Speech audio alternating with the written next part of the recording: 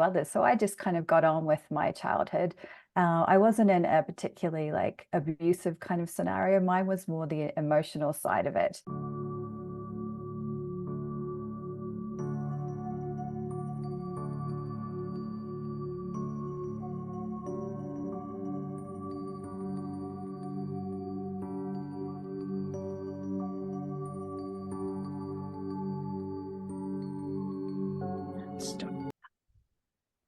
Welcome, everyone. In today's show, I want you to welcome Kelz. Kelz, thank you so much for coming on the show.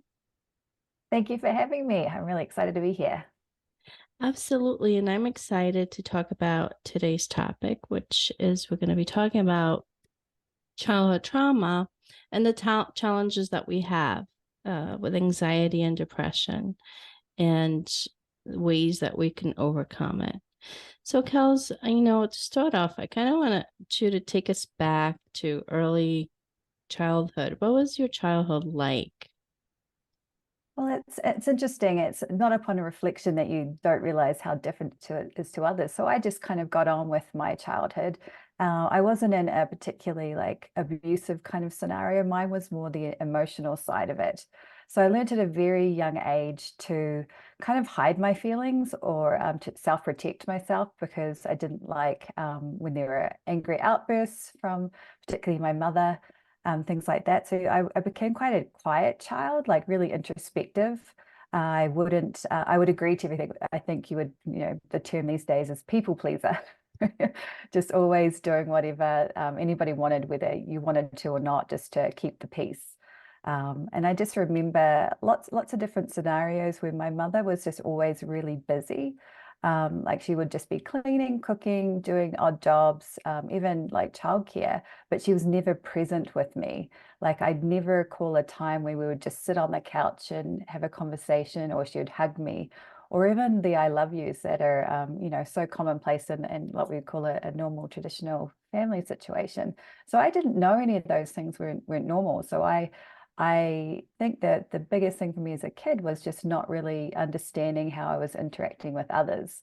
And it became quite common for me to feel depressed and anxious even as a young child, and just really being in my own head, like creating a lot of what you'd say like escape, like a lot of dreaming, and which was a good thing. Like my brain and my whole ethos knew how to protect myself. These little protection mechanisms that we're learning all about as we get older. So there was a lot of that, and I had siblings, and our interactions were very strained because our mother would sort of pit us against each other. It was very much sibling rivalry, but she would choose who the favorite was that day. So we would always try and be, work towards being the best child, if you like, but also in doing that, you would also take down the other kid. So that never sat right with me, even though I would do it. So you were doing things as a young child that you didn't really agree with or understand, but you knew that you needed to like be mean or say things, or when there was a group situation, like at a dining room table, if everybody was it was whoever was the person you picked on that day, you would get into it as well. And that just, that emotional trauma from having to be in a part of something that you don't agree with. I look back at that poor girl and just go, oh, you poor thing, like having to be dragged into that. Like it was just yucky. I don't know Was to that use the something word. that your mother kind of promoted or, kind of pushed on you guys? Or was she kind Yeah, of like the lead on it of let's pick on absolutely. this a child Yeah. today and Yeah, I wasn't really sure. I mean, I know she had her own tough lifestyle growing up and things like that. And later in life we did talk about it, but she never took ownership of it. So it was a hard one as when she was the mum, and being a mum now, to look back and think, how could a mum say those things to to their child, just really picking on them from what they would do for, how their schoolwork was, to, how they're eating, to just what their friendships were, just a lot of negative stuff. And we did normal childhood things, but she would like tell other people about it, tell her friends, all the negative aspects of what we were doing and never any of the accolades. Like we all did well in school and things like that, but that was never promoted. It was always, she would want to get garner sympathy. I always called it later in life, she was trying to be a martyr, like get sympathy. She has it hard. Her kids are, are doing this, or they don't appreciate all that she does. And things like that, which is hard because she would do so much. Like these days, like kids do not want to do any chores or anything like that. But we crave, like I wanted to be able to make my bed. I wanted to be able to do baking with mum, or things like that, the normal fun things that you would do with your child. And she wouldn't let us. She would do everything perfectly and then make us feel bad that she did it for us. But she gave us no opportunity to help out. So that was just a weird psychological factor that was a big part of it. Always stayed busy so that she wasn't present with us, but then would kind of sabotage those moments when she could have really been with, like, just like the dinner table became like just a really scary place, I think would be the best way to describe it. Like I just want to go and eat dinner. So, and it's funny, instead of like trying to eat fast and get out of there, I would be the kid who would sit there and not eat anything, and almost like I have fallen asleep in the pile of peas. Like just kind of like put everything out of my brain and just sort of just went into my own little world and I wasn't present. And that kind of that way was a lot of how I became later in life. Like I called myself a robot when I look back at it. I was just going through the motions. So it wasn't actually until my father passed away that I realized it was something inherently, I wouldn't say wrong, or I don't never call myself broken, but there was just so much healing that needed to be done. And I think when I lost my father, I realized that there were so many facets to the relationship with my mother that were just, inherently wrong. And it wasn't until last year, actually, that I discovered the term mother hunger. Have you heard that term, mother hunger? Yeah. It's a term coined by a therapist, I think her name is Kelly McDaniel, to describe where you don't have the essential maternal experiences of protection, guidance, and nurturance. And I really didn't, like wasn't nurtured by my mother. I was protected, in this sense that we had a house and food on the table and things like that. But she also brought in who was my now stepfather into the situation, who was a pretty violent, like angry man. So that there was that protection element, and then guidance. She never showed me how to really relate to people, even on a really basic level of friendships with my, friends at school and things like that, because you never hugged or told I love you, and you're always being told to pit someone against each other. I didn't really relate to friendships very well. I was always the kid that had friends, but there would be those periods, with girls, and Right. there's always the groups, and then you separate for a bit, and then somebody likes somebody, and then you bring them back in. I was always the one on the outs, and I never knew how to relate to people to get back in, if you like. So I would sit alone a lot, and it was really, I think that's when my really dark depression kind of came, because you see everybody else living their lives like joyful, happy, and you're just like stuck in this dark cloud. As a young kid, that's just such a scary place to be. Like it's just It felt like very detached from yeah, it's everything. almost like you're watching a movie that you're in, but you can't, you don't You're know not what really part of it. lines. Yeah, you Yeah. don't have any lines for your character. That she's kind of just sitting there going, save me. And I think that's actually that's a perfect word. I wanted to be saved. I always wanted someone to come rescue me from the situation. And you realize later in life that that's never going to happen. You're here to look after yourself and heal or unlearn things from your past, and that's what And I how was eventually did. your relationship with your dad? That's a really interesting one. I always felt like we had such a really good relationship, and especially when he passed, I was like, there's this like person that just loved me so much that has gone. And I know he really did, but he wasn't one to really open up. And it's interesting, or really sad actually, when he was coming over the last, because I live in the States and he's from there, my family's in New Zealand. He was coming out to visit us because I just had my son. My son was born here, and he was going to be 3 months old when my dad came out for the last time. And then unfortunately, he died before he could come out to meet his first grandson. But I had even written down, I think I've got the notebook somewhere, that I was going to talk to my dad specifically about how he felt when I left New Zealand, because my brother had always said that broke his heart, and Dad never let me know that. So I was going to have all these deep, meaningful conversations, and I just felt like that was something I really needed as an adult with my father, that I'd never had with my mother or any other like really close familial support that I really wanted to have, and I didn't get to have that. So I've kind of held on to that and kind of grieved that with my dad passing as well. But he was a good dad, but you know, my mother and him were not well together, and they divorced when I was I think around 10 years old. And you know, we saw him every Sunday, and it was kind of like I needed him more in my life. But when I do look back those younger years, he was a workaholic, so he was never around anyway. Um, so I think Dad not being there, I felt like I wasn't really protected from him.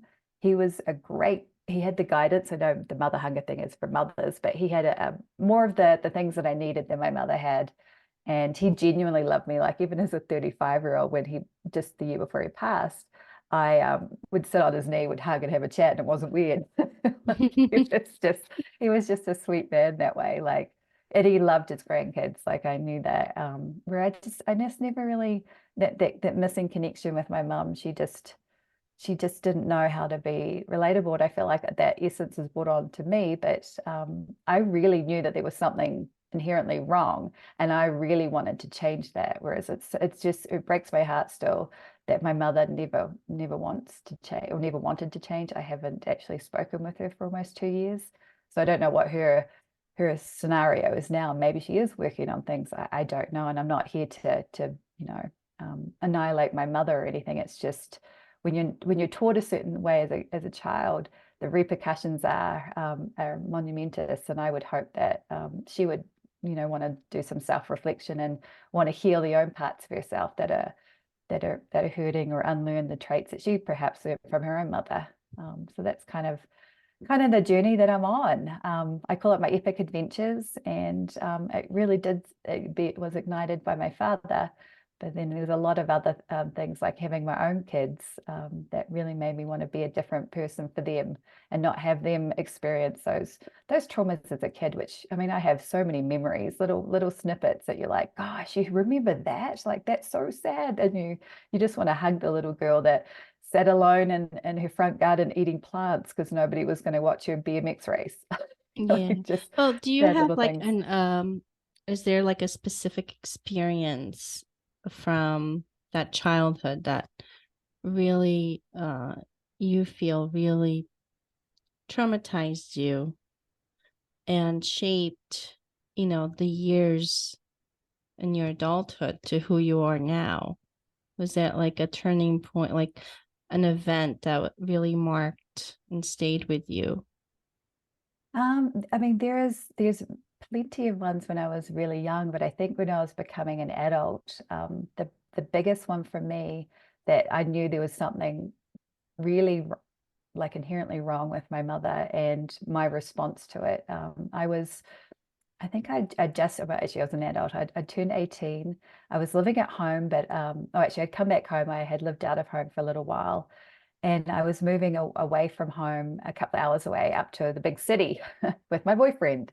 And my mother's reaction to that really surprised me. Like I always thought, she's not around. She's a martyr. She never says I love you. She doesn't want me around. But I realized with her reaction to me leaving, she was really angry that it was a controlling thing. Excuse me, she wanted to like control where I was, what I was doing, who I was with. Like I didn't realize how much until I left.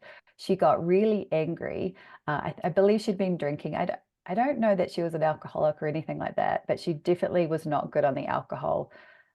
So she'd been drinking, and I ended up like she got quite physical, and I ended up having to barricade myself in my bedroom. Actually, it was my old brother's bedroom, where I was staying, and I called my boyfriend to come get me. It was the most scariest, outrageous, crazy experience, and I was like, she really doesn't want me to go. She wants to be able to control me, but she's so like acting like a child herself. She had regressed back to really throwing a tantrum, but not knowing how to express her feelings, like I miss you. But she just got angry and was screaming at me, and I had to barricade myself into the room, and I did leave. And I remember her parting words were like, well, you might have to, work at McDonald's. She just didn't think that I had any ability to look after myself or get a good job or anything. And that really, I've held on to that whole imagery, just knowing that I want to do better. I want to succeed. I don't want anybody to control me. I want to be in charge of my own destiny.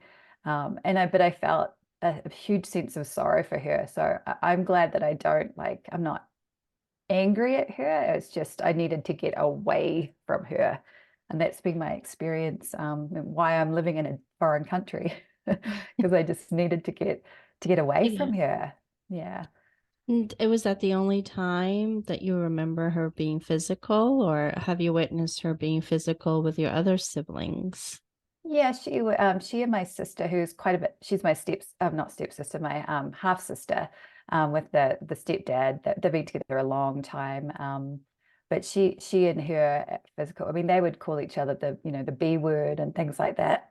My mother never was anywhere like that. Like I was very respectful of her, but my sister would say swear at her, and they would swear back, and I'd just be like, that is such an ugly scenario. But they have pushed and shoved, and even my sister and her dad have had physical fights. Like it's not anywhere in my ethos. But my mum, she used to use a wooden spoon on you in those days when it was sort of more okay than not. Um, yeah, just more that last time. My stepdad threw me across the room once, and she was there, and it didn't bother her.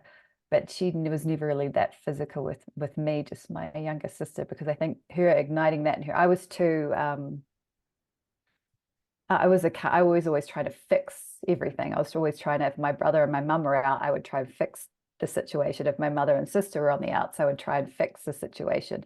So I was never going to be the one to start a fight or be a part of that. I would have run away. That was never I definitely an avoidance person. I don't want to have that kind of in my Yeah, like that yeah. type of confrontation. Were you No, like the yeah, I would obedient put my head child? down and be out of it. But Yeah. my sister and my brother are opposite to me. They will be in for the fight. They'll yell and scream and kick and punch and whatever they need to do to get out of a situation.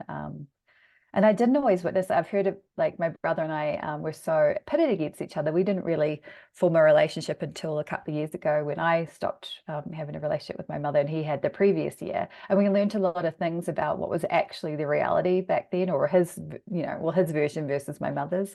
And I think there was more physical stuff on his side. That's why he left home. And I never knew that. I thought here's another person leaving me in this, because when my mum and dad divorced, I wanted my dad around, and I felt like he left me or abandoned me. And then my brother left high school before graduating, and he moved out of home. And I felt abandoned by him. And he told me all of his experiences, and I was like, wow, I knew nothing. I was head down in dreamland, just getting through the day as best I could, and I was unaware of what he was going through himself. So that was really interesting at 44 years of age, finally discovering a relationship with my brother, and the bond that we have now is pretty amazing. But we didn't think much of each other growing up, unfortunately. Mm. And how did all these experiences affect you in school? How did you do at school? I was not like a total A student. I was really good at things like English and what was it, social studies and um, art history and things like that. I think things that you could, out in the world, to this day, I love to travel and I love experiencing those things, but things like that I had to really concentrate on, like math and science and stuff like that. I was so scattered. I just couldn't get it. Focus and really. Focus. Yeah. So I was more of a C student there. We call it in New Zealand, getting your higher school certificate. So you can go, we call it bursary back in the day. So it's like a university entrance. And I passed, I could have gone on to university, college, but I chose not to. I chose to travel instead. But yeah, it's interesting. And my kids are all the opposite of me. Thank goodness. They're all really good at math and those kind of things. So whatever I'm doing now, because I'm aware of how my mother was, I'm trying to almost, not that I had good guidance because I stuff up all the time, but I do it with love and care. And I know that I'm trying to be better. And as much as I've had, various traumas in their life with people passing or divorce and stuff like that, I feel like they've got much more confidence and um, I don't know, just more of a joy to their lives than I had growing up. And that brings me joy knowing that they're not suffering like I did. And I see little certain patterns in the kids that I have, but we talk it through and we're aware of it. I think that's the biggest lesson I've learned through all this is don't keep things quiet. There's no point. If you're sad or depressed, share it, not to share it to make someone feel sorry for you, but share it just so they're aware of how you're feeling and to garner some empathy, not sympathy, and to see how the relationship can work through that. Because sometimes my daughter will go, share, mum, how are you feeling? And I'll just want to go away to a different room. And Right. she's really good at pulling that out of me. So that's been And it really helps, it makes you think when somebody, does ask you how you're feeling and you actually start talking about it, you realize, why you're feeling the way you're feeling. And maybe it's not so bad of a thing to make you feel the way you feel. And it kind of takes you out of that zone. Yeah. No, it's a beautiful thing. And the kids and I have talked about you're not here to make somebody else happy. And I love that because I thought I was. Like growing up, I'm here to make sure mum doesn't go off. I want to keep her calm and happy. And when she was in a dark depression, I was always like trying to get her out of it. And that wasn't my responsibility.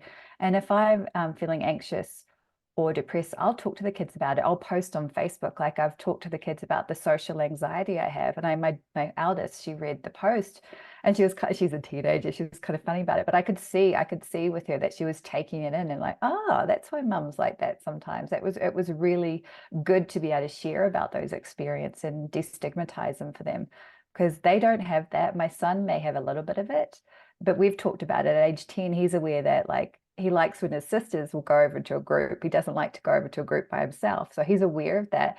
And we're talking through like little tactics we can do to like come up with a conversation first or just go up to someone and smile and say, hey, how you doing? Just little simple things to like get it out of his head. And I think that's brilliant.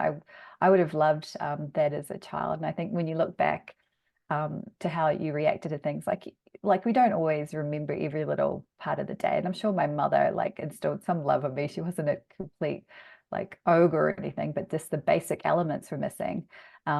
Just if somebody had been aware of that, I think, and we could have had a conversation about it at least. And if I was aware of how my mother was, it would have just clicked something in my brain to not think that it was my fault, my problem, my issue. Like, to just this is the thing, Right. she's depressed or whatever herself. And that's a reflection of her, nothing about what I'm doing as a young child that asked for that sort of a treatment. So I think I love Yeah, that it was a these days you different can. generation, right? Yeah, Where they yeah. didn't really talk about their feelings or their own traumas, so they didn't share that. That wasn't something that they spoke about. That's very true. That's very true. So how did these experiences affect your relationships with your friends, with partners? Well, with friendships, I always put everybody on a pedestal. Like I would fall heavily in love with my friends. Like I would go, oh, this person is making me feel good. But if they ever did something against me, I would hold it so against them, like I think my mother did, that it would almost like ruin the relationship, and I'd pull back and then move on. Like I just couldn't. If they did something that I felt affronted by, I couldn't in those days. Be okay with that. Like they've hurt me, that's it, done. And then with boyfriends and husbands, ex-husbands, I always went for the controlling ones. Like I was very passive early on. I would defer, like the husband I had that I had the kids with. And like if we were meeting, so you and I met at a party or something, we would go up together. Matt, his name was Matt, and I would go up and I would defer to him. Like he would have the conversation. They might talk to me, and I would look to him for him to respond back. Like I didn't feel confident enough to have a conversation. Like I didn't feel like enough to say, and it was just a weird thing. And I've had people mention it, like, "Oh, we didn't think you liked us," or like, "What was that about?" Like I was just so socially awkward, or just wanted someone to deal with it, that I would just defer to people like that. And other situations, it's like I like to be kind of told what to do in those days. And I do liken that to being robot. Like I just was going through the motions. And when, yeah, as I said, when my dad passed away, that all came changed, and I got into things like Reiki and other self-healing modalities, but really good energy.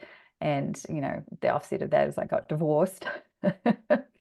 So was that the um, catalyst for the change? Was your dad's passing I when really you? believe so. I feel like I went from like a really kind of not a catatonic state, but I was, using alcohol to suppress things. I was not seeing friends. I was really isolated where we lived, and I had young kids. So I focused on them, but I wasn't focusing on any kind of joy in myself. I think when dad passed and I had had that opportunity, I told you that I really wanted to have a really honest, emotional conversation with my dad, and I couldn't have it. I was like, well, I need to find a way to do whatever that was going to do. And I had a bit of a spiritual awakening, I guess you'd call it. And I had a really intense dream one night where I was in bed and like dad passed away. I've like had a heart attack, and I knew something was up because I was breastfeeding my child at the time, and I just knew that something was up. And then a few nights later, before we flew to New Zealand for his funeral, I had this intense dream that I was kind of awake, and there was like a hummingbird came and like fluttered, like their wings are really fast over me, and I just felt like my heart, like it was with my heart rate, and I just felt like he was trying to like I felt like that was my dad. Don't know why. And then I saw, then I when I was seeing the hummingbird right here and the fluttering, I saw like an image to the side that I don't know if it was my dad or something, but I wasn't looking at it, but I could feel it on the side, and I just felt safe and protected. Like I could just be okay with grieving, be okay with everything, just be okay. And hummingbirds are now a big thing to me, and I always feel my dad's presence, but it made me feel stronger for some reason that I could like I would never have gotten divorced. Like I would never have opened a Reiki studio. I would never have done anything if it wasn't for that. I don't know, my sounds weird, my dad passing, and I could suddenly start to live. It really opened my eyes that there's more, and I didn't want to be just stuck in this really sad little world that I'd created for myself. And I did have a voice, like I can have a conversation with people. So There is how much to we discover, and you? I just really propelled me into community. The community out there is just wonderful, even doing things like the Reiki community, but also in the business that I'm in now, just the community mindset, just people are there to help you. I always thought people were there. I was very distrusting, I think, because in your little bubble of your family, if they can't love on you and support you, why would other people that aren't your blood relatives, why would they support you? So it was just really eye-opening to see how much love and support I was getting, and that people wanted to hear what I had to say, and they wanted to experience Reiki through me, or all the different things that really made me bring my self-worth like way up. And all the other things that I've been doing with that as well, like the EMDR. Have you heard of EMDR? The eye movement desensitization and Yes. reprocessing therapy.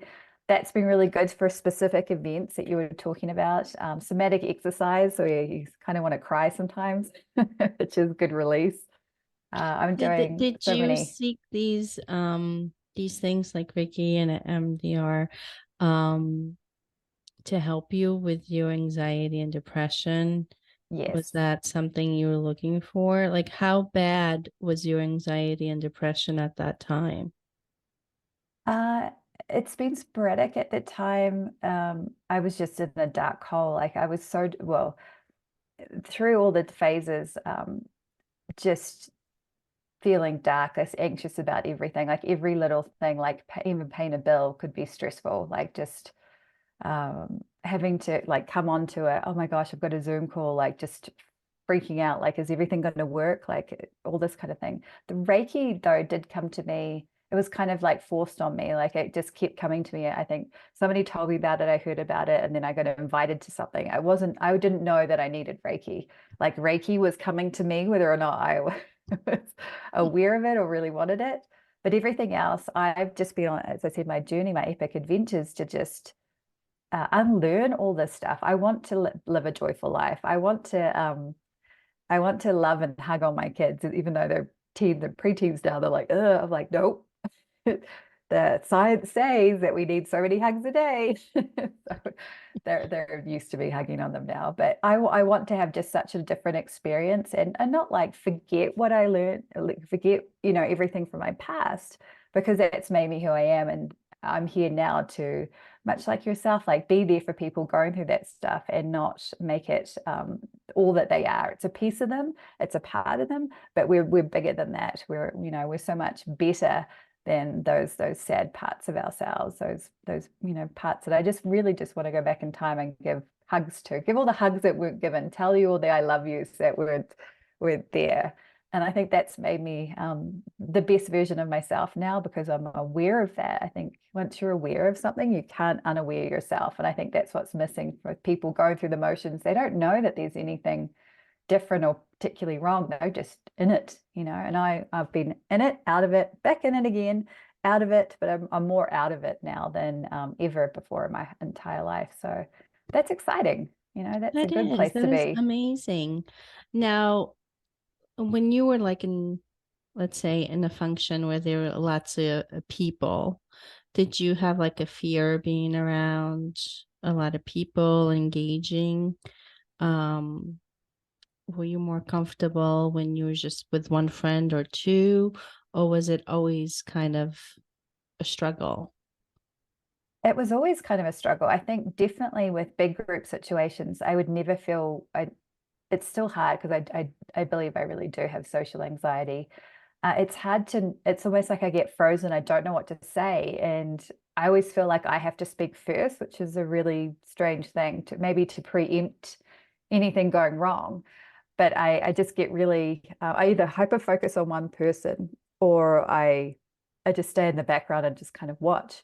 But when I was a kid, like younger, with one-on-one friendships, it was sort of the same thing. I didn't really know what to do. Like, that sounds strange. Like, you're in a friendship and it should be, you're giggling about stuff or you're doing this, but I was so frozen in myself still, because, I didn't ever want to rock the boat, that I wasn't just a natural. I mean, I feel like I'm a funny person. And none of that was coming out. Like, it was just like shut down. So I feel really sad for my friendships. And it's funny, through social media and stuff these days, I reconnected with a lot of people from high school and that. And we're so bloody lovely to each other. Excuse my language. But I'm like, gosh, was it what it was like back then? And I just was so unaware of that there was actually really sweet people around me. Or we all just gone through our own stuff, and later in life we're like, hey, how are you doing? And just loving at each other. Either way, it's brilliant now, because I have Right. some wonderful friendships. But it's just, it's once again kind of just sad when you reflect, like, gosh, I could have had more fun, more joy, not be so worried. Like, plenty of time for that as an adult, to worry about stuff. What did I really have to worry about? Like, I wish I hadn't had anything to worry about, other than, worrying about my mum and that kind of responsibility. Yeah, I but guess that's you didn't know no, any better, right? Because you were stuck, no, in that bubble, that, yeah, and you really didn't have guidance and how to get out of there, of that bubble, and get out of that fear and that protective mode. I want to talk a little yeah, bit about, I know you used to kind of just go into own space and kind of you daydream space. hmm, And I know I used to do that too. And it's like this was the safety place where I can go yeah. to, you're not judged, and you can be creative and kind of dream about the world that you wanted to live in. Tell me a little bit more about that. Yeah, I mean, I use the term epic adventures now from my unlearning, but back then I was like, it was almost like I was trying to be Nancy Drew or any of those I don't know if you guys know those characters. I can't think of the other one, Trixie Belden and things like that. I'd want to have like an adventure where I could save people or help people.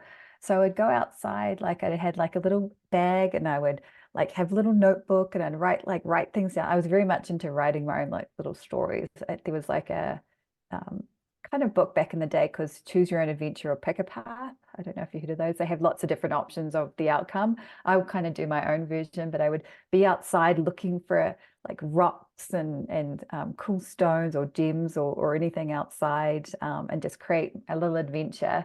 And then I would go to a quiet place. I know in the garden, one place we lived in, we had like a little bench and things like that. I would sit there and just kind of like daydream about like what was my adventure, and I'd write some things down. And I found a couple of writings recently, and I was like, wow, I was like, that was where I expressed myself. Like there was joy, there was happiness, there was good stuff in there because I liked helping people. And even though I didn't really do that in actual life, in my dreams, my little adventures, I would do that. And I just think that was kind of like, that was a good escape for me. I mean, I wish I had gone into reality, but at least I had those precious little moments of daydreaming. And I was very much into my dolls and things like that as well. But So you just I have. created like your own superhero almost. Yeah, which is funny because I do call myself Kelz the Kiwi these days, and I've told people it's like putting on my superhero armor, and I can be anybody if I'm Kelz the Kiwi. And I used to talk in third person like that as a kid, which is an interesting thing.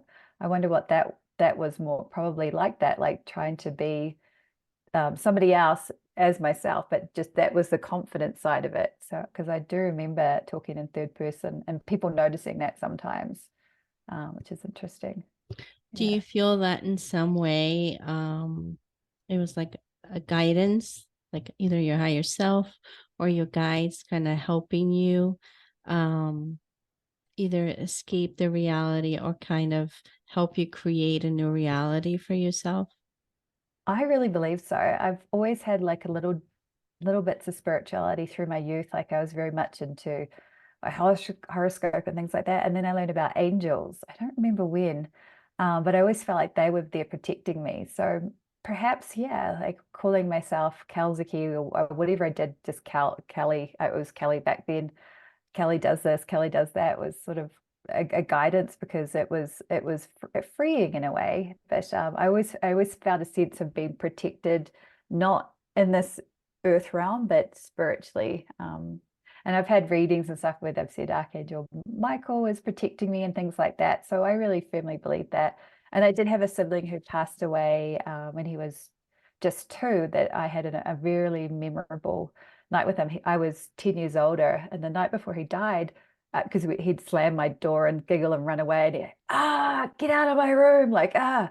And the night before he passed, there was in a truck accident. We had I had a Santa bear, and I put the hat on him, and I took the photo, his little cherub, like blue-eyed, blonde-haired little cherub, and that's actually on his gravestone. But we had a really good night. We cuddled. I don't think he slept on my bed. I can't remember. I always remember like thinking that he slept with me that whole night in my bed. But we definitely cuddled and just had a really beautiful sister brother experience because it hadn't been like he was annoying to me, like just kid who was so cheeky. And so I feel like he's my little angel now watching over me. Whenever something's up, I'm like, Scotty, can you like guide me to this? And he's like, I always get car parking spaces because he's my parking angel and things like that, which is a bit of a joke, but I always feel protected by him. And now my dad and other angels. And I always do that with the kids every night. I surround them by their angels in a color. And so they're protected every night before they go to bed. It's a routine. And whenever I get into a car, I protect the car that I'm in, and whoever's around me. I have just the same. Protect the car, protect me and whoever's around me. It's just like a saying I'll say. So I definitely believe there was a lot of spiritual guidance because I didn't have it in this, and this actual reality life, In or the not reality, physical realm, physical. it Thank you. wasn't there. Yeah, yeah, definitely. I think that's helped me a lot. Mm. Do you tell us a little bit more about, the healing journey? You went, did Reiki. What else did you try to really help you, get out of the depression, the anxiety, but also realize that you can find that real Celts within you and bring her out into this Yeah. world to be able to express herself? Oh my goodness, I have done so many things, and so many things weren't working for me. I have a real issue, which is one thing I do want to figure out what it is with breath work. A lot of meditation and yoga and things like that, which I thought would be really good for me, actually give me panic attacks. Like I don't feel like I'm breathing properly. So that's been a huge source of anxiety. So I've had to look for other areas that weren't focused on breath work right now. So I said the EMDR, the somatic exercise I like because it's very freeing, it's very opening of your body. And I was always so closed up, like in a little ball. So anything like that. But I really struggle with communication issues. Like I feel like things are stuck in my head that I can't get out of my mouth. And that's been a problem with even talking with my husband, my current husband, that sounds terrible when I say that. My ex-husband and his new wife and even my kids, like I have a lack of confidence in that sets boundaries incorrectly. Like you think you can steamroll me or anything like that. But so I've been working with coaches, so confidence building and private sessions one-on-one. I've started to do exercise again. I was really not the last 20 years. I would never step foot in a gym. So really looking after my body as well as my so it's the physical as well as the emotional uh, side of things. I feel like that there needs to be a balance, and I was just so focused on my emotional and spiritual side that I forgot about my physical. So there's no alcohol, exercise. I'm using the sauna, the ice bath, which everybody's doing ice baths these days, and really trying therapy in a different way because I really utilize it as just a let it all out without trying to fix anything. So that's why I'm doing the EMDR side of that because I wanted to work on specific experiences that I want to change how I think about them now. And that also led me on to the mental fitness boot camp that I'm in currently, which is a really different experience for me. It's about promoting positive intelligence. So using the front of your brain, which they call the sage brain, as opposed to the monkey mind where all your saboteurs are and then your main judge. And I didn't realize how much of what was going on in my mind wasn't actually me. You're thinking, well, you're thinking it, that must be how you feel. And there's always been a great sense of, I don't know, disappointment, I think, in myself. Like, you really think that? I'm like, coming into this, it's like, no, those are my saboteurs. And my biggest ones, I think, are avoider, hypervigilant, and controller and victim are similar. There's 10 of them in this particular exercise. And it's just funny now. I can just kind of separate them out, and you name them, and you do these reps during the day to kind of like desensitize them as well, so that you use your sage brain more, which is your true essence. It's the positive, it's all the good stuff, not all the negative stuff that was sitting around me. So that in itself is helping me on the anxiety front, which has been huge because that is really paralyzing at times. So I'm really trying everything, trying to eat well. Eating well, we'll work on that one. We'll just say, like, I love my potato chips. So Yeah. I yeah, mean, it's okay to have, yeah, fulfilling but food once yeah, in a while, definitely, especially when you're on the road to recovery and in a yeah, healing process. Healing doesn't happen overnight. It's a process and it's a journey and it takes lots of steps. yeah. But every time you get through one step, you get better and better and learn more and you evolve. Um, so I know this totally changed your relationship with your kids and you're trying to have like a totally different outlook and having different tools and communication skills that you can have with your kids so you could communicate about your feelings. So share with us, some things that you were doing with your kids so that that you have implemented in your life to help. Yeah. So for a while, after the divorce and things like that, we had such a great relationship. We were each other's little world. And excuse me. And I realized that we were so close and everything but we weren't really talking. It was just beautiful and loving each other and hug each other. But it was go through the motions, I think. I didn't think we were ever going to be separated or anything like that. And then a stepmother came into the situation, and I had to learn to, like, I can't just be I'm not can't just say I'm the mom and that's good enough. Like I have to learn to to do what my mum and dad didn't do with me, which is actually have open conversations. So I've started to do that with the kids past few years, actually, since, from they're 10 to 14 now. So, I don't want to rock their world with mum oversharing too early, but I really feel like they're at a really good place and I can kind of gauge how much to share or not, but just really sharing how much I love them, how much I think about them, and just showing them that what I didn't have. So I'm trying to do better. And I've apologized. I said, I may not always do it great, but I'm sad that you guys have to go through some of these experiences with me, but it's also a really good for you as well to see it through somebody else's perspective. So we have these conversations where I share and then they share back. Like I want to share first so they know how to share, like they get a sense of feel. And it's a really safe space. My middle child, she's really good. She'll tell you exactly how she's feeling.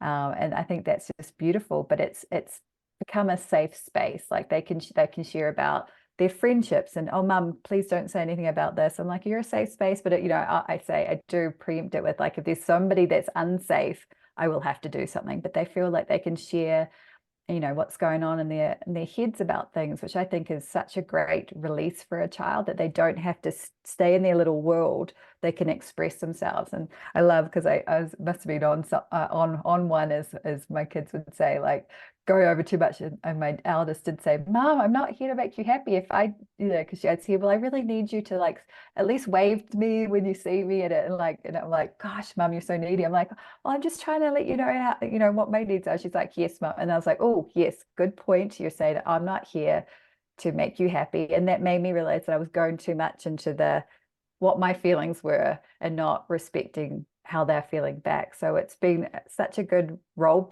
like a constant role play of how you're feeling, yes, is really important, but you've also got to be aware of how other people are feeling. So their empathy is huge. They have such empathy for others. They know where they sit in their own little world, like what they can kind of rate themselves and how they're doing emotionally. And it's built out some really good resilience in them, because they can see how I am. And I'm sure they feel sad for me at times, but they also know that I'm doing what I can to change that. So it's like, yeah, Mum's doing this. I feel like it's like my superpower. Like even through the struggles, you can inspire people, and I think that's really beautiful. So I That love these is open. absolutely beautiful. Yeah, yeah. I love these conversations with the kids. Sometimes I probably, as I said, overshare, and they kind of like, it's a funny joke now, like, oh gosh, too much, Mum. But I feel like they're a safe space. So it's like, oh, good, free therapy. Thanks, kids. I got that off my chest. Good. I'm just Yeah, that's one joking, of the but things I had to learn too, especially with teenagers. Sometimes they just want you to listen and not say yes, anything. So, yeah, it's hard for us as parents, right? Because we want to guide them and give them our advice, but yeah, sometimes they just need that space where, okay, Mom, you open up that space, just listen, don't say anything. Just yeah, allow me to let my feelings out without any judgment, without any comments or anything. yeah. And, it's something we have to learn to do as well. Yeah, and that's what I love. My girls are actually doing that with me. I'll be like chitty chatty in the car when I pick them up, and they're like, I'm like, okay, give me some space, and then they'll come talk to me. And I used to do exactly that. I used to, like, if there was some issue with a friend at school, I'd try and give my ideas of how they can fix it.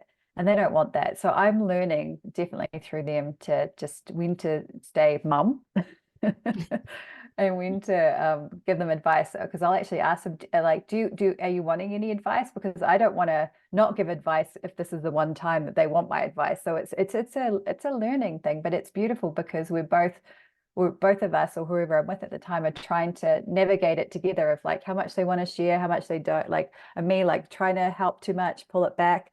It's a beautiful dance or something. Like, it's just really delicate and beautiful. I mean, I'm not always going to get it right, and then they're going to pull back too much and go, oh gosh, I really wish I'd share. Like, it's for you to learn and grow. And I think because we're being open about it, that's the benefit. Just the honesty and the openness is huge. Absolutely. And it's definitely a dance, right? Yeah.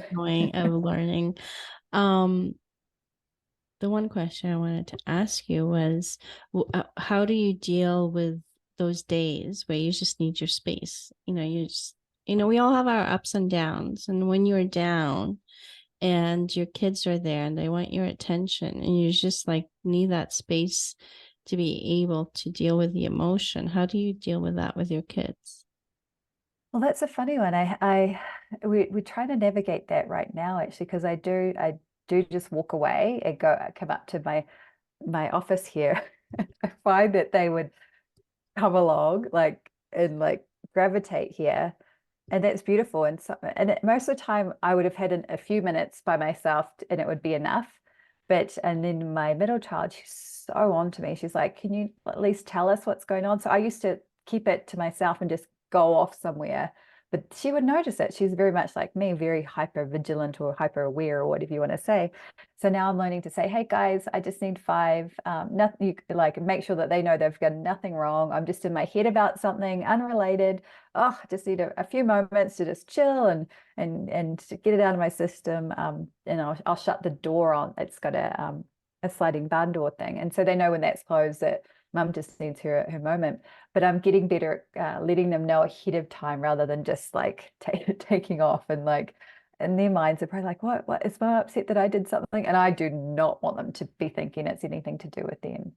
So Yeah. that's one we're working on currently. I'm working on that to let them know that I just need some space because that has been one of the last things that I haven't been very good at dealing with when it's just overwhelming. I'll like usually I would just like go to the garage and say I'm putting out, the trash, the rubbish, and then take a few minutes. But if I was taking too long time, my son would come and if I was angry about something, if I slammed down the trash, I turned around one time and he was there. I was like, oh, yeah. And so the kids now say that I need a punching bag when I need to let out some emotions and stuff like that, which is a good tool because they're like, well, we could use it too. So perhaps we'll get a punching bag. I don't know. But Yeah. I think it's just better to let them know what I'm going through. Yeah. Yeah. Yeah, I usually tell them, like, mommy needs a timeout. Yes. It's like, I'm not feeling good. I need a time. Mommy needs a timeout. It's, Yeah, you um, grab your cup of coffee and or whatever, and you walk to a little safe space. And I know I need those times. Like there's four kids in the house, two dogs, a husband. There's a lot going we on. all need a timeout, right? And I have my little woman cave. But I love it because sometimes I've shut myself off and I'm fine, and I forget that I haven't opened the door or whatever, and they'll knock and come in. But just see that, like, to turn around from my desk to see them on the couch curled up with a book or just to be wanting to be around my presence is beautiful because I never wanted to be around my mom. Like, I mean, I thought I did, and but I always was like, I went to my room, I went off to a safe space. I wasn't orbiting her orbit, like her wasn't orbiting her. And to know that I must be doing something okay, that my kids want to be come to me for whatever it is, the nurturing or just to be in that safe, loving space makes me realize I'm on the right path like that. And I took a photo and I did a whole Facebook story about it and stuff just to see if anybody related. And it got a lot of feedback. So Mhm. just those precious moments, I think I'm so much aware of every little, tiny little sweet moment with the kids. And I think that's just precious. Like you can't ever take those little magical moments away from me. I'm too aware of them and they're firmly in my brain now. Now, Kels, how this whole experience that you had, how did that influence what you're doing now? Tell us about, what you're doing, how you're helping people, and how, it all ties together. Yeah, well, it's interesting. I've only just recently got into a good place with what I do for work that is benefiting to me. Because actually, last year was such a catalyst for me. Like I was going through all this stuff myself, but the last part of it was the work environment. I was in really toxic work environments with people controlling me and belittling me, and just really traumatic. And last year, I finally got the nerve to say enough is enough and left it, and it was kind of like, what am I going to do? I started to like reach back into more of a community thing. So I was on Facebook and kind of diving into groups and things like that. And I came across some people that just really resonate with me. Like I felt like their struggles and my struggles, and we were relatable and things like that. And so they welcomed me into this community. um, which allows me to be on social media, advocating for, mental health awareness, doing my Reiki, doing all these things whilst earning a living on social media. So that has just been so wonderful, because not only am I, promoting myself out there as Kelz the Kiwi, like I've got my little superhero outfit on, but I'm being really honest and authentic for the first time in my life, and really sharing about this sort of stuff on my social media. I went public. I used to have like private settings. I've really come out of my shell, and just meeting so many wonderful people, and I can help them to earn an income. I partner with it's affiliate marketing. I don't want to get too much into the ins and outs of that, but it's just been so much part of my healing journey.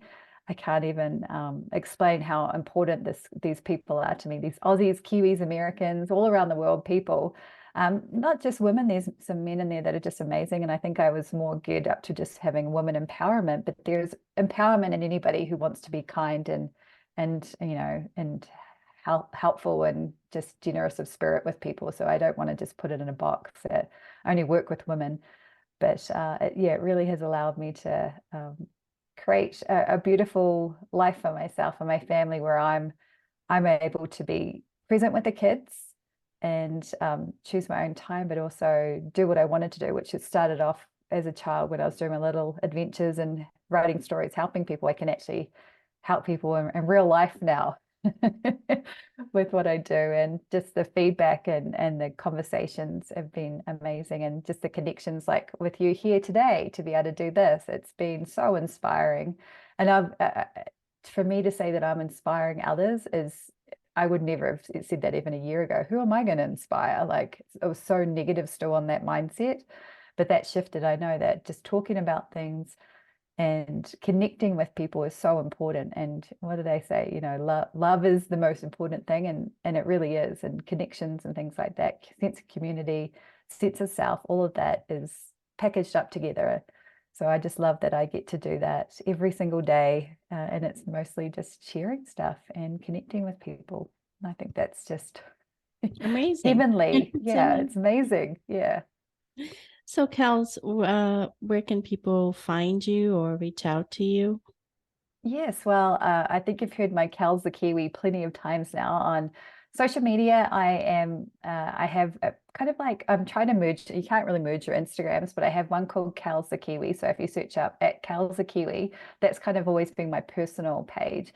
And then I have at Kelz the Kiwi official, which is my business page. And they're both beautifully intertwined, and I'm figuring it all out, but that's a great way to just jump into my DMs and have a conversation. And then on Facebook, I'm just at Kelz Morris-Dale is my full name. And I'd love to connect, reach out, like have a conversation. Never know where it goes. I don't have anything set in stone, whether it's Reiki, Oracle card readings, joining the business, working with me in mentorship, just to have a conversation and make your day. Like you make my day. That's what it's all about for me. Just bringing Awesome. the joy back. Yes. Well, thank you so much, Kels, for coming on and sharing your story. It's very brave of you. And I know for a lot of individuals, it's hard, to share these personal moments of our lives that were so traumatic. So you're very brave, and I'm so proud to have you Oh. here and to see your journey and what you're doing. Um, I want you to be proud of yourself for what you're doing. Oh, I thank you. usually say, to individuals that have overcome such difficult experiences in their life, that there should be an award show for them. I love They that. get an Oscar Yeah. for Oh, surviving, really yeah. difficult situations and being able to come out on the other side in a positive way, where they're Yeah. now helping so many other individuals that are struggling as well. So thank you so much for being brave and sharing your story. And I want to thank everybody for watching. Please make sure to subscribe, like, and share so that we could bring more of these episodes out to you. So thank you. Until next time.